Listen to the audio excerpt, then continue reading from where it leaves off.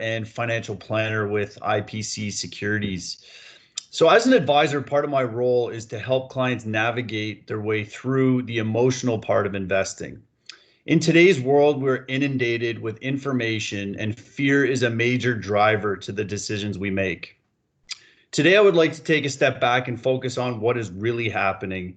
And I have the pleasure of having Rana Chauhan, Chief Investment Strategist at IPC, to shed some light on COVID-19 and how it is affecting the current market environment.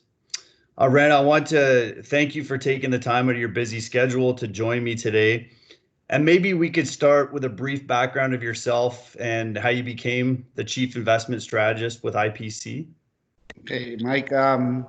I studied both medicine and physics, all right, in the University of London, England, and I worked in that field. And along that way, I fell in love with finance. So I went back to school to do finance. I became an equity analyst, both Canadian and international. And then IPC was started.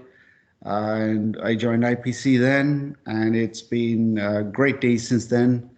Made a lot of friends in the industry.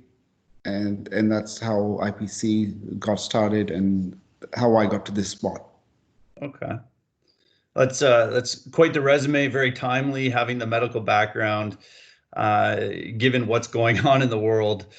So right now, we're just over halfway through the year. We have seen a global pandemic essentially shut down the world economy briefly. We've seen a wild ride in the global markets as well. There's been a lot to navigate through as an advisor and with many clients. You know, we're home. A lot of clients are watching the news. Could you give us your general perspective on what we have seen the past 6 months and where we are today? Mike, if you closed your eyes for 6 months, if you went to sleep for 6 months and you woke up again, you wouldn't know there was a virus at all. Yeah. All right. Not according to the markets. Okay. So what we saw was a shock. All right. Just like 9/11. All right. It came out of nowhere. It took people by surprise. There was a reaction to it. And that the feds and the people, the administration around did the exactly right thing. And that is kind of protecting the economy.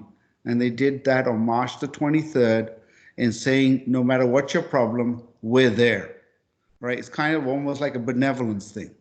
All right. And that we're there statement is what pushed the markets up. Now, what happened though is that there is so much fear out there that people did not believe that it could recover. And they kept on building in worse pictures for what was going to happen. And it's those worst pictures that led to the fears that led to people saying, I don't want to be a part of this. And that's what's happened is they've missed out on the recovery. It's called, the uptake is called as FOMO, fear of missing out. Yeah. All right. So as it goes higher and higher, they miss out and then they come back in. So all I can tell you is if you close your eyes for 6 months, went to sleep, got back up, you wouldn't even have noticed it. Yeah. Yeah. I as an advisor, I use a lot of analogies, and I use flying as an analogy to investing because I'm actually terrified of flying. So it's no different than investing. You know, when you go through turbulence, it's very uncomfortable. And my analogy is using the pilots, right? Like a pilot goes through training and you know, they're not freaking out. They're not changing the way they fly a plane. If anything, they reduce the speed, maybe try to find smooth air, but you ride it out. And, you know, it's no different than investing. The last thing you want to do is try to, you know, get out, try to find the bottom and get back in, because this is a good example of what you could have missed. Right. You know, it happened very quickly, and, you know, a lot of people are nervous about the markets, and it's uncomfortable when the market goes down, but, you know, less is more. And that's kind of what I found. Can you, like, with the medical background, I mean, the virus, like, I mean, we all talk about it, you know, you go for a walk and that's what everybody in the street's talking about. But, you know, we're kind of, I guess, close to a vaccine, depending on what media outlet you read. Can you just maybe make a comment on the actual virus and how it's become part of our life and if it's here to stay?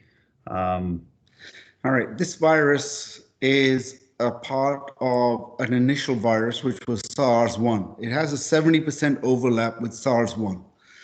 Okay, so it's kind of a mutated virus on that. And we shouldn't talk about where it came from or how it came. That doesn't matter now. What matters is that it is here. All right, and what do we do about it? So there is a lot of similarities to the flu kind of thing in the way it spreads. All right, it's got these spike proteins, which means it's more dangerous than the flu. So it's not a comparison to the flu, but it spreads like the flu, just spreads more.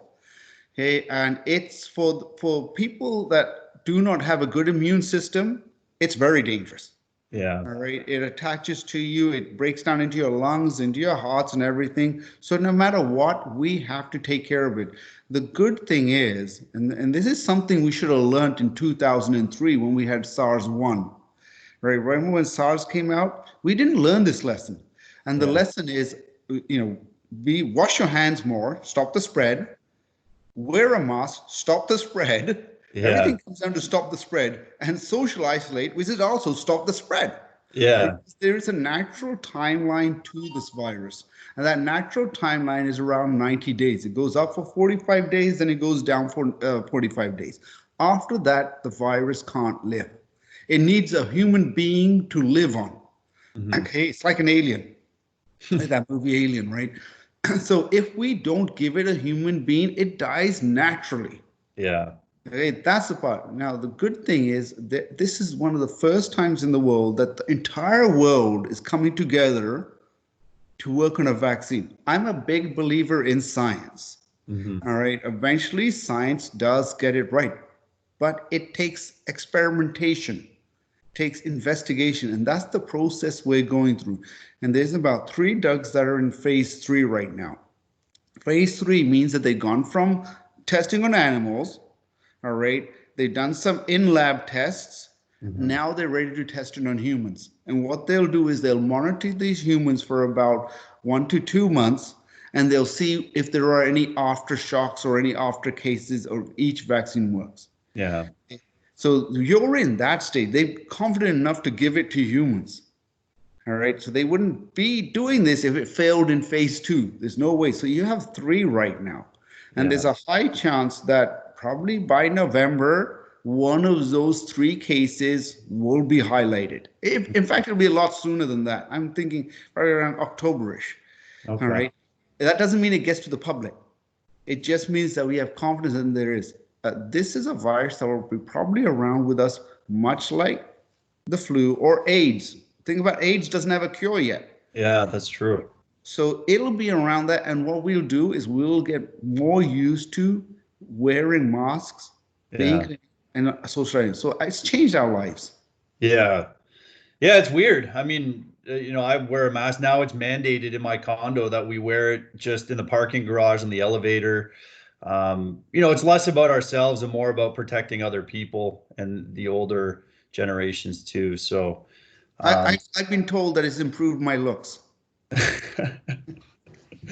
yeah, it hides a lot, I guess, right? You throw a hat on too, and no one can see you.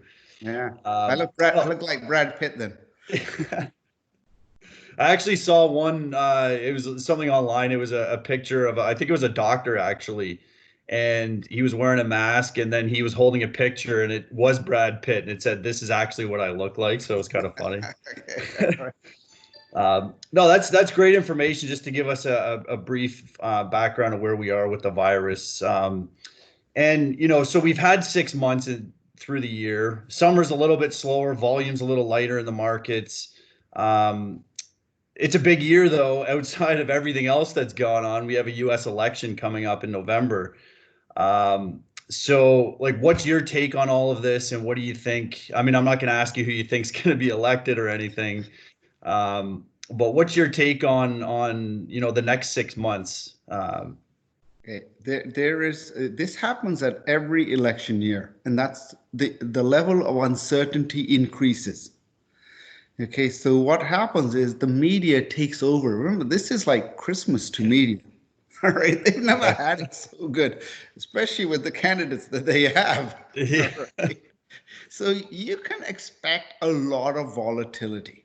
And Yeah. we should be, instead of people getting scared of volatility, they should have this ability to say, okay, it's going to happen, but we also know there's going to be an end. We all for know one thing is certain, and that is on November the 3rd or just around there, this whole, what I'm going to call the clown show, is going to end. Yeah. Right? You've seen the show, you've had the popcorn, now you can go back to your homes. Yeah. Right? And that sets up for everybody to now say, okay, something's happened, it's over, and let's get back on with our lives. Yeah. All right. And getting back on with our lives is where companies do the things that they normally do, which is, earnings. And then don't forget, Santa Claus is just around the corner too. All right. And we don't want to deprive the kids in this year. So Yeah.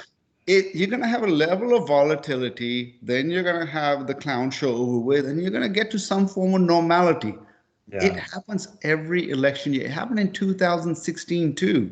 Yeah. Right. It happened in 2012 too, right? It happened in, well, 2008 too, right? Really Yeah. towards the whole crisis thing there. So we should be not afraid of the volatility, know that it's there, but also know that there's an end or an end to this volatility. Yeah. Yeah, I remember actually when Trump was elected, the market, the overnight market was way down, and then the end of the first day after the market was up, I think a few hundred points at least, maybe even more than that. Um, Mm, this also to me highlights the shorter you look at investing or market performance or market fluctuations, the more volatile, the larger the swings are, but the longer you look out, everything starts to normalize and make a little bit more sense. So, yeah. um, yeah, so this is great. And just to end, any last comments you'd give investors? I mean, there's a million things that you can say, but just to keep it simple, are there any tips to investors that you would end with? Yep. Don't think that you can do it on your own. Yeah, All right, that's one thing I'll say. There's so much information out there that it kind of gives you a false sense of confidence. yeah, All right, oh, I can see the price of a stock go up. I can see that go up, right? And that's false. You should be thinking along the planning route. All hmm, right. I mean, it's why you have a doctor. It's why you have a golf coach or something like that. Tiger Woods and all these players, they have coaches with them, right? yeah, They don't really need it, but they do.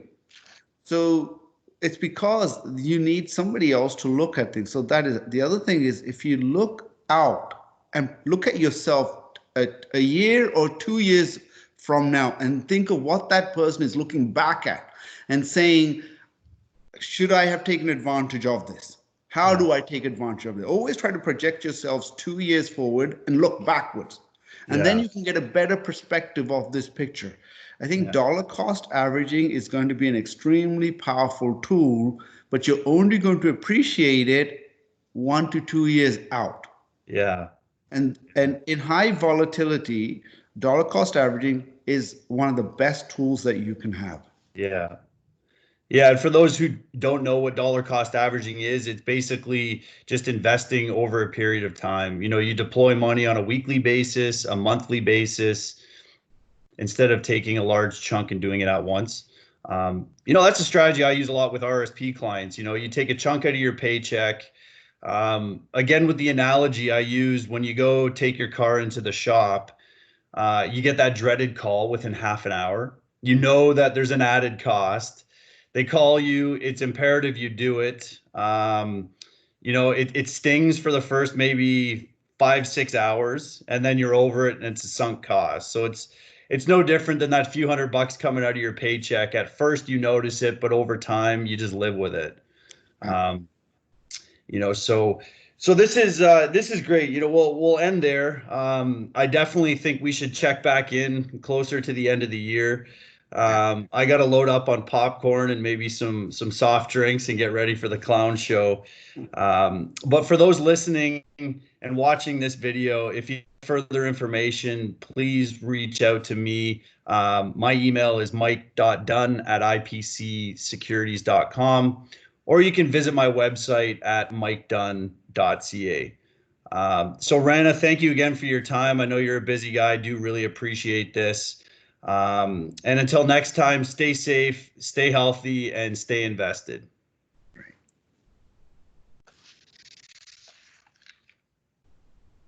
I don't know. Is it